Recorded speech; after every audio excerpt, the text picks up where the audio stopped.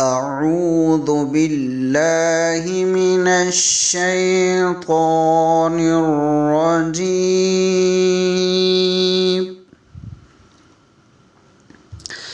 بسم الله الرحمن الرحيم.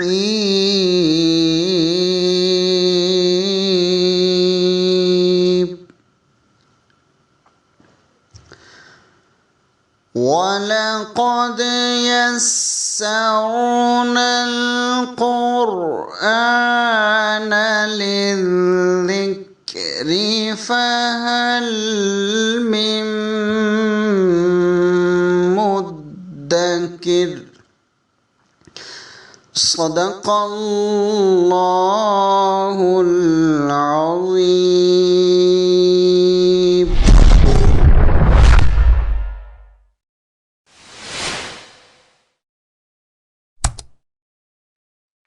أعوذ بالله من الشيطان الرجيم.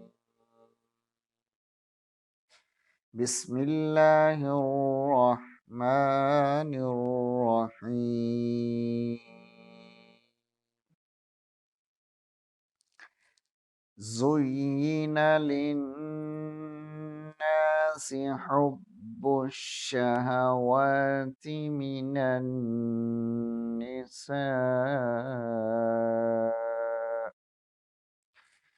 والبنين والقناطير المقنطرة من الذهب والفضة والخيل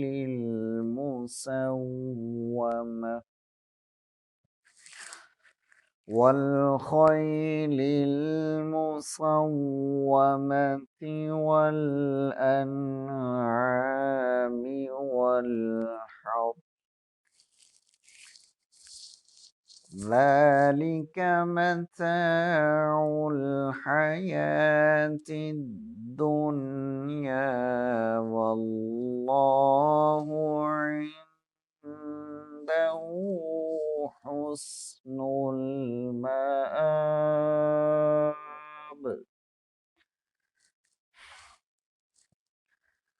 قل أنبئكم بخير من ذلكم للذين اتقوا عند ربهم جنات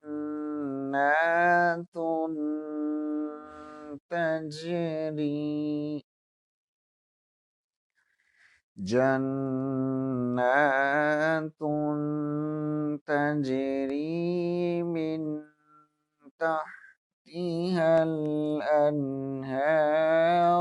خالدين فيها، وأزواج مطهرة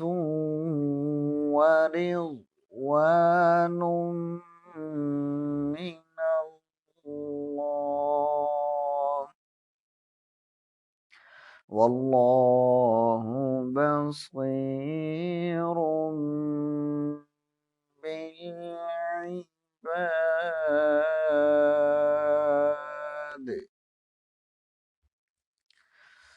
الذين يقولون ربنا إننا آمنا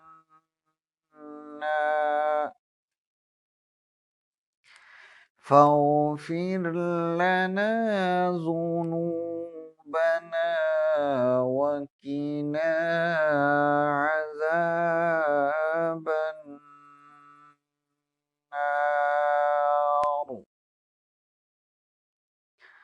الصابرين والصادقين والقانتين والمنفقين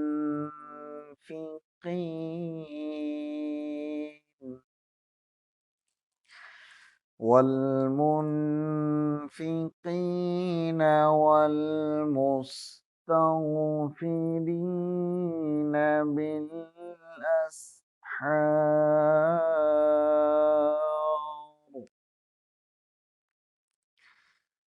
شهد الله أنه لا إله إلا هو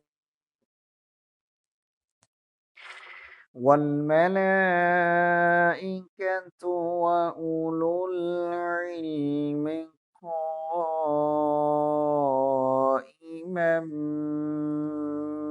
بالقسط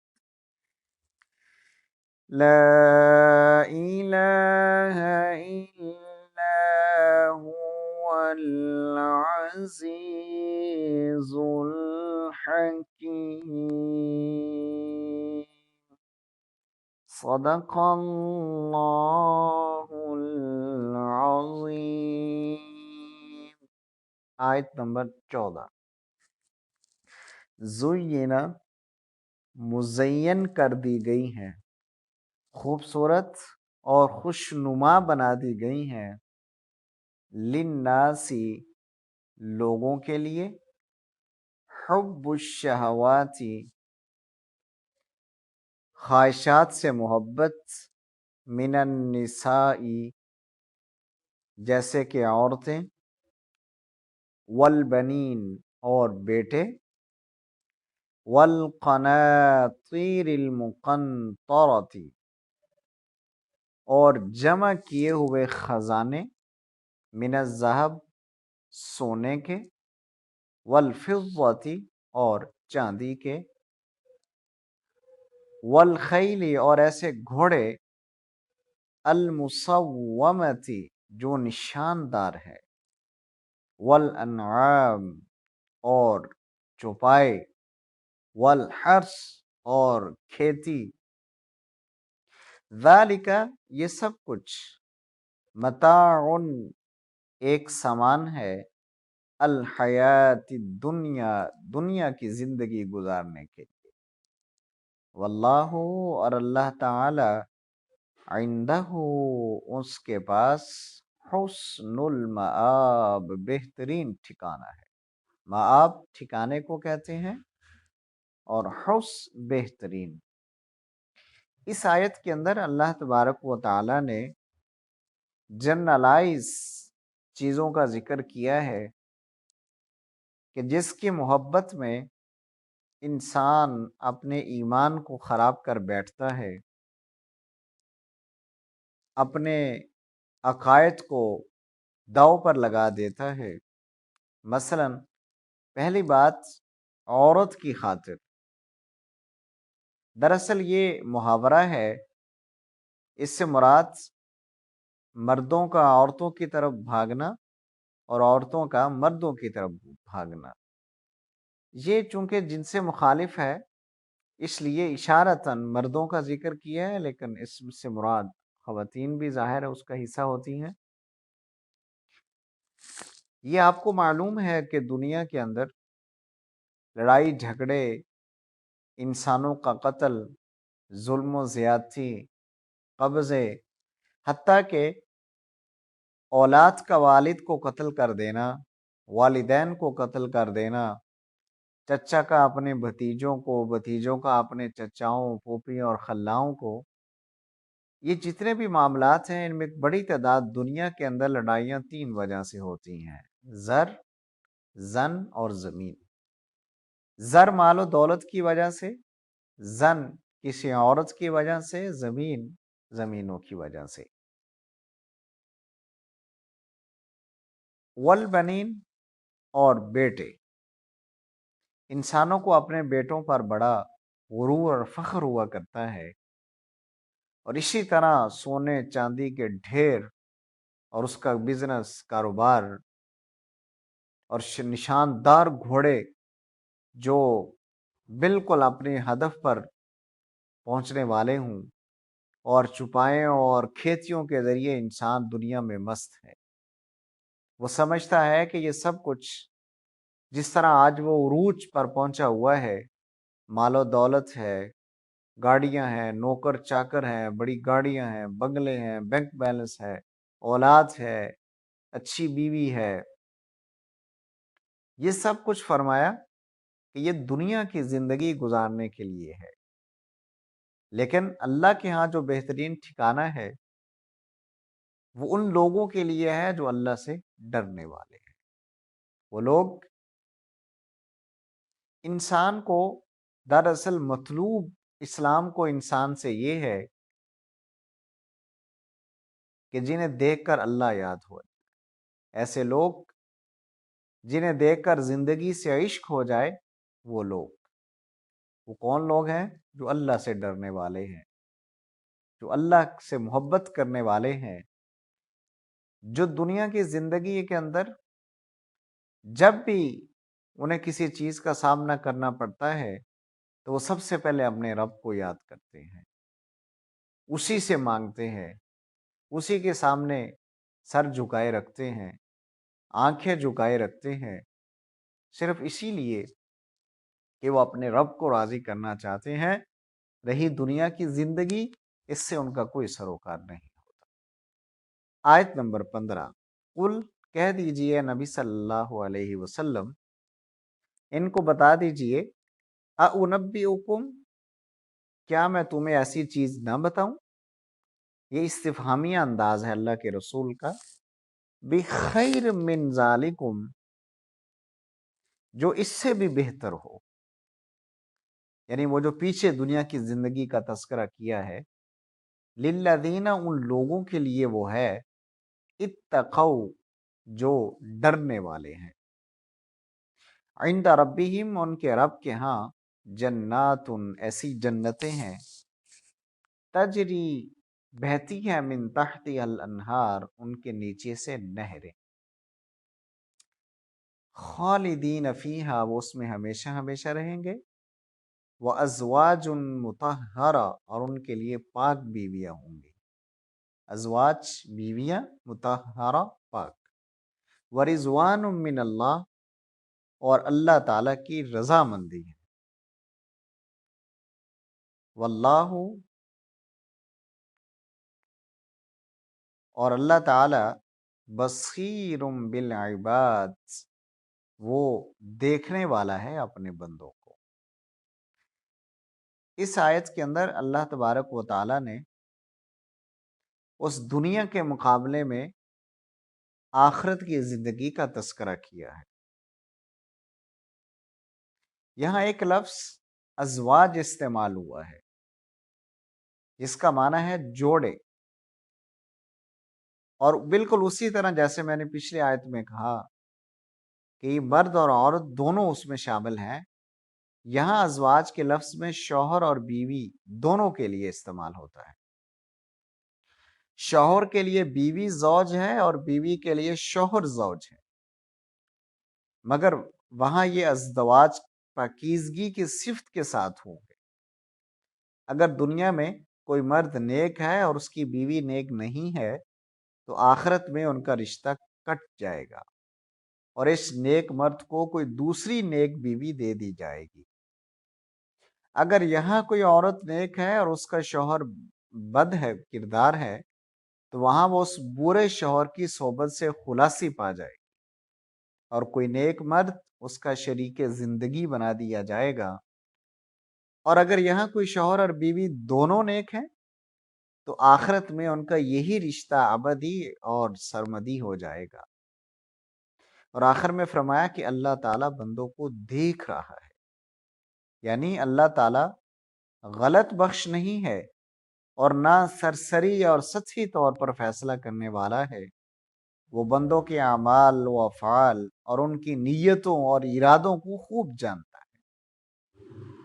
اسے اچھی طرح معلوم ہے کہ بندوں میں سے کون اس کے انعام کا مستحق ہے اور کون نہیں ہے۔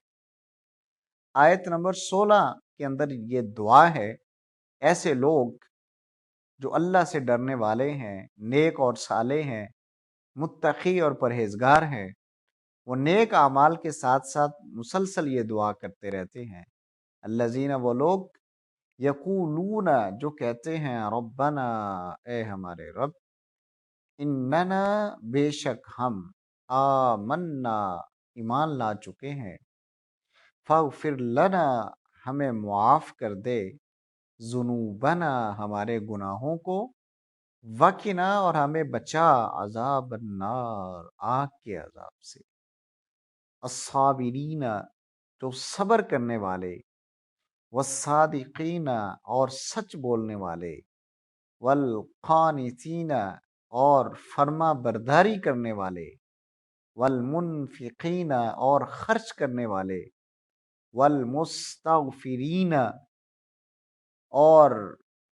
بخشش مانگنے والے، بالاسحار رات کے پچھلے پہر، یعنی راہ حق پر پوری استقامت اختیار کرنے والے، کسی نقصان یا مصیبت سے ہمت نہیں ہارتے، کسی ناکامی سے دل شکستہ نہیں ہوتے، کسی لالچ سے پھسل نہیں جاتے، اور ایسی حالت میں بھی حق کا دامن مضبوطی کے ساتھ تھامے رہتے ہیں، جبکہ بظاہر اس کی کامیابی کا کوئی امکان نظر نہیں آ رہا ہوتا۔ یعنی فرائض کے ساتھ ساتھ فرض نمازوں کو ادا کرنے کے ساتھ ساتھ وہ تہجد کی نماز بھی ادا کرتے ہیں۔ آیت نمبر 18، شہید اللہ، اللہ اس بات پر گواہ ہے، انہو کہ بے شک وہ اللہ، لا الہ نہیں ہے کوئی معبود الا ہوا سوائے اس کے،